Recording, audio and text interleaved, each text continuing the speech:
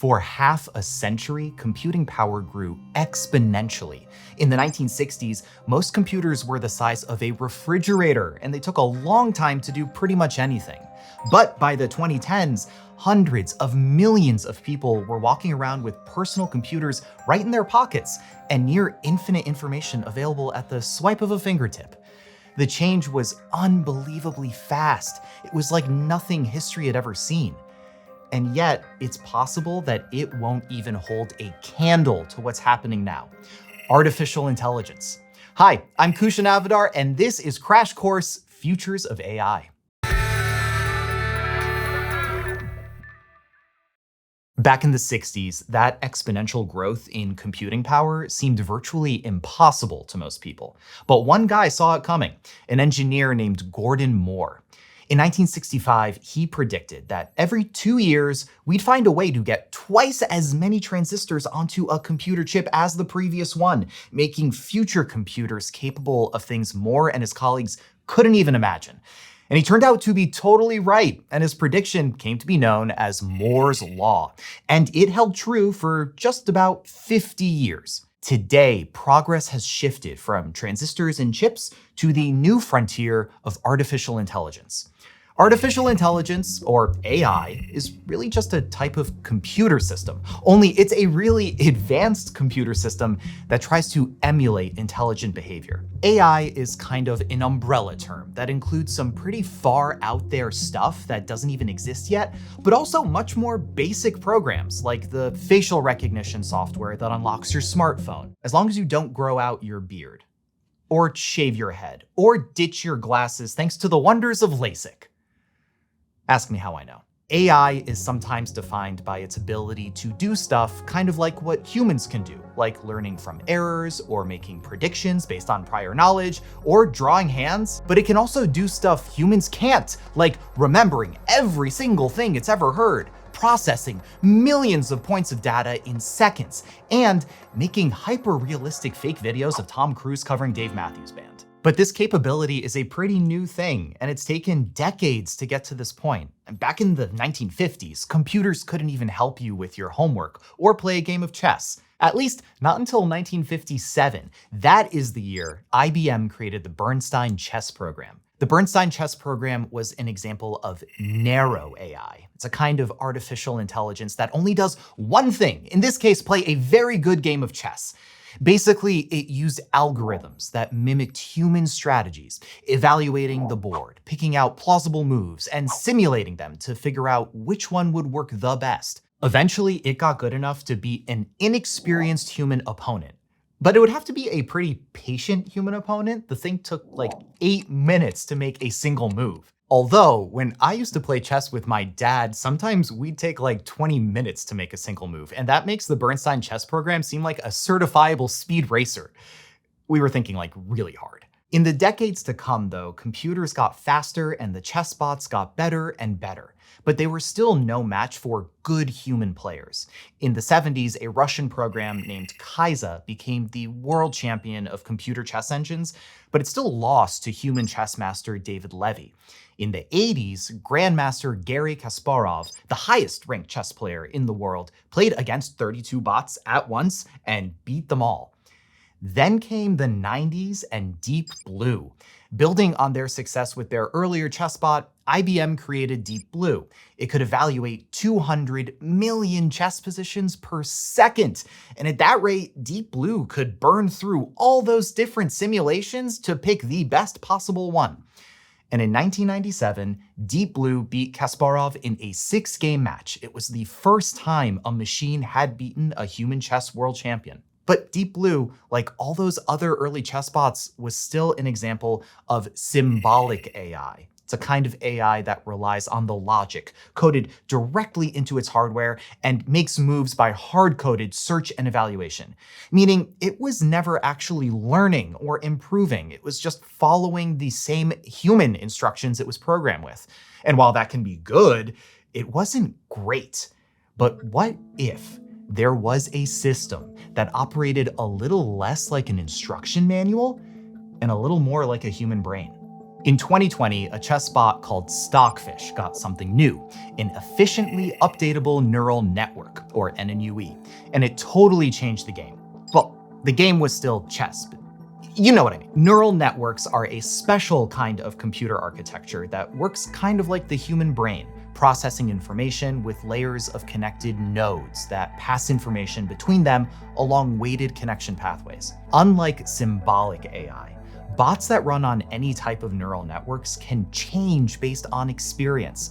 Like, if during practice a chess move leads to a checkmate in 3, that pathway will stay and the AI will probably repeat that pattern in the future. But if it costs the network its queen, that AI is probably going to revise its strategy. That process is called deep learning, and it depends on 3 things. 1, the amount of data or information available for AIs to learn from. 2, an algorithm to instruct its learning process. And 3, what your friend who's like really into AI calls compute, which includes processing power, memory, and storage. And because Stockfish is an efficiently updatable neural network, it's got even more space for that deep learning than a regular neural network. While other AIs would have to reevaluate the whole chessboard every single move, Stockfish can update incrementally, keeping up with every move it plays. And that frees up a lot of processing space, and it lets Stockfish think even harder about its next move, which turns out to be really helpful. Since 2020, it's won basically every computer chess championship there is. Although it hasn't played me yet, and not to brag, but I have an account on chess.com. Since the deep learning revolution of the 2010s, neural networks have been the foundation for basically all our AI up until right now as I'm filming this episode. And that includes the rise of general purpose AI. Unlike narrow AI, these systems can take on lots of different tasks to achieve lots of different goals, like writing books, generating images, summarizing articles, recognizing faces, driving cars, and making Will Smith eat spaghetti. General purpose AI isn't only able to engage in deep learning, it's able to do so really, really fast. That's thanks to a tool called a transformer, which lets certain kinds of AI process entire sequences of data at once, rather than reading word by word or number by number. That means general purpose AI is getting really good at this stuff really quickly. So quickly that some people are starting to wonder, how can we keep up? Enter AI benchmarks and scaling laws. In AI, benchmarks are standardized tests that let us measure how well different AI models perform.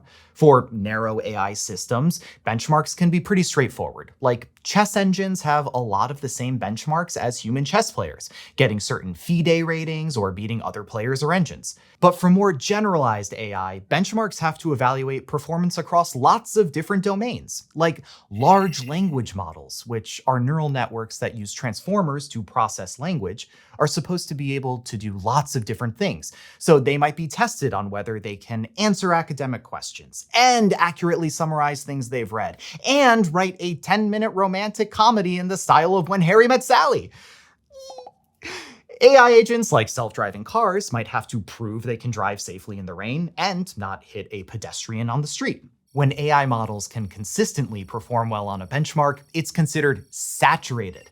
But these days, benchmark saturation is happening kind of freaky fast. In a world where AI can identify faces, compose music, drive cars, and take PhD level exams, the question is less, what can AI do? And more, what can't it do? And it's something we want to figure out before we're staring down the barrel of the AI apocalypse. The question is how. Thankfully, the things we already know about AI, like past benchmarks, can help with that. If you look at how different AI systems perform on different benchmarks, you can see certain patterns, and one leaps out right away. In general, AI neural networks that are fed more data perform better. The more books a large language model reads, the better it'll be at writing its own. The more videos of Tom Cruise a video generator watches, the more lifelike its fake Tom Cruise will look. He's beautiful. particularly if that's paired with more compute and other scaling increases. If we squint, we can actually put some numbers on those patterns and come up with formulas that describe exactly how an AI's performance seems to change with different amounts of data, compute, or both.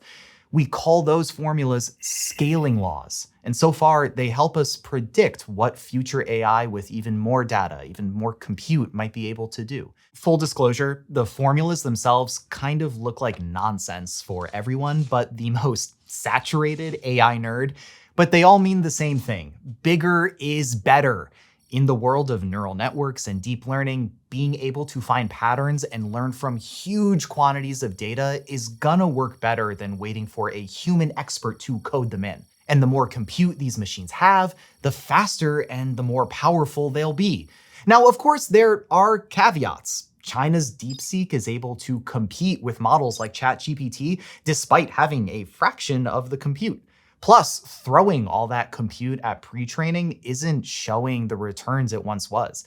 But still, scaling laws explain why some of the highest performing generalized AI models belong to huge companies like Microsoft and Google, since they've got access to tons of data and tons of processing power. And following that pattern into the future, scaling laws can help us predict how capable AI might become, gaining the power to transform our economy, or hand us over to authoritarian dictators, or make all our likenesses sing covers of the Dave Matthews Band. Crash course into me, yeah, baby. I'm old. Woo! Are you feeling those tingles of excitement yet? Imagine how AI feels. Just kidding, it can't feel. Probably. Just like Moore's law foretold unimaginably small and fast computers, scaling laws see a big future for AI. As algorithms improve and data and compute keep increasing, AI could deep learn its way to some pretty advanced stuff, like finding new treatments for cancer or achieving superintelligence. Moore's law held up for a good 50 years, bringing us into this new era of computing before slowing down. And there's no guarantee that scaling laws will last even that long, thanks to potential bottlenecks down the road.